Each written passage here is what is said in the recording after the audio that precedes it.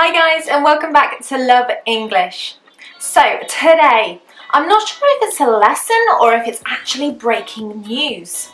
The Oxford English Dictionary this week announced it was adding another 1,100 words officially to the list of words in the English dictionary. The English language is a living, breathing thing. It is constantly changing and evolving, especially these days because of social media.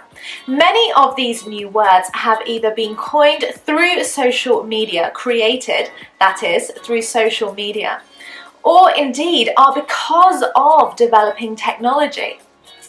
The other thing you might notice is that many of these words are actually quite informal.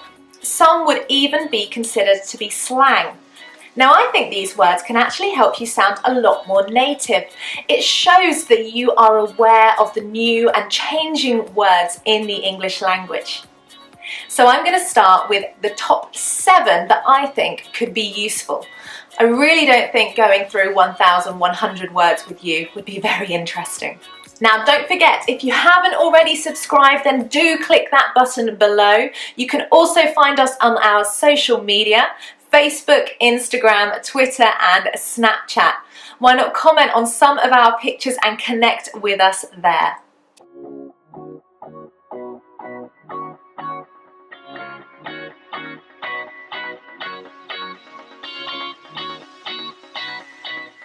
Starting with number 7. Swag. Now, swagger is not a new word. This is a way that you would walk in a confident manner. Often we would describe rappers, American rappers, as swaggering along. So it shows that you are quite confident. It's really how a man would walk. But Jay-Z, the American rapper, Beyonce's husband, has recently coined a new word, swag. And in one of his rap songs, hold on, I'll quote for you. My self-esteem went through the roof. That means incredibly high, through the ceiling. My self-esteem went through the roof, man. I got my swag. So you can see there, my swag shows that it's been used as a noun, not an adjective. So to have your swag, to get your swag, means that you are exceptionally self-confident in your manner, in the way that you present yourself to the world. Okay, number 6, a word, as many of them are, that are the combination of 2 words together. Masstige, masstige. Now this comes from masses and the word prestige. Prestige is quite a nice advanced word for you to understand. If something is prestigious, then it means it has a sense of importance more than others, of superiority, of luxury. So for example, many of my university students want an English degree because it gives them a sense of prestige when they go back to their country to get a new job. Masses means many, a lot, a significant number. So masses and prestige, masstige, describes products that have been made en masse, many of them, quite cheaply, but give a sense of luxury when you possess them. Something like a luxurious bubble bath, not particularly expensive, or even a car that perhaps has been branded and marketed in the right way to give a sense of prestige but might not actually be that expensive. So cheaply made, but a sense of luxury with it. Now, number 5 is quite important, especially if you are a techie. Ransomware. Now, ransomware comes from ransom and software, and obviously it's connected to cyber attacks, to hacking. When you hold someone to ransom, you may keep something from them. In exchange for them, you're making them give you money. If you've kidnapped somebody, stolen a person, you might ask for a ransom. In the same way, if you've hacked somebody's system, you might be wanting to either take information that you can sell or indeed hold them to ransom and ask for money in order to restore their system.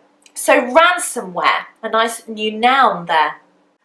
Number 4 is not one that I had ever heard of before, but you might understand its meaning. Breadcrumbing. breadcrumbing. Now, if you know the story of Hansel and Gretel and the trail of breadcrumbs, small pieces of bread they left to guide them home, you might be able to understand this new word. Breadcrumbing is actually about online dating. Now, that's not something I do, because I have a boyfriend, he wouldn't be happy, but it might be something you are doing at the moment. Breadcrumbing is when somebody gives you or sends you just enough text messages or gives you just enough attention to keep you interested, but doesn't actually commit. They don't actually give you the commitment to a date or a relationship that perhaps you deserve. So nobody wants to experience breadcrumbing, nor should you be guilty of it. Now, number 3, snowflake. This is a word I know. This is a word we've had in the English language for many years. It refers to an individual piece of snow in the same way we would say raindrop. So to call somebody a snowflake in the current social climate actually means that somebody is very sensitive and easily offended, and it is negative to describe someone as being a snowflake. So if you've said to somebody, oh, that's a strange dress, and they get upset, you might say they're being a snowflake, or they are a snowflake. So an insult really there, and again, quite informal. Number 2 might be, well, it's my second favourite. I'm saving number 1 for that. Number 2 is mansplaining. Now, this comes from man and explaining, so you might understand what this means. This is a great term used by feminists when a man explains in a condescending, a patronising way something to a woman. Very often it might be something she already knows. So I hope none of you gentlemen are guilty of mansplaining. Number 1, a fantastic word. I think I could have been the inventor of this word. Hangry, hangry, coming from hungry and angry. Now, that makes complete sense, doesn't it? Many of us get a little bit angry or irritable when we are hungry. But it's also a word that Italians might say accidentally. With their pronunciation, they can't say huh, or I'm sure they can, but not easily, because it's not in their language. The sound is not there. So often, my Italian boyfriend would say, I'm angry, meaning he's actually hungry. So I decided to start asking if he was hangry. So that's a great word and something that will definitely make you sound more native. It's become very popular to use when you're really hungry and angry. I'm hangry. Right, so those were 7 of what I think are the most useful new words that have been added to the Oxford English Dictionary. Why don't you have a look in the link below that I'll put in the description and see if there are any other new words that you think might be useful to learn. Don't forget to subscribe, like, comment and share this lesson if you thought it was useful. Take care. Bye.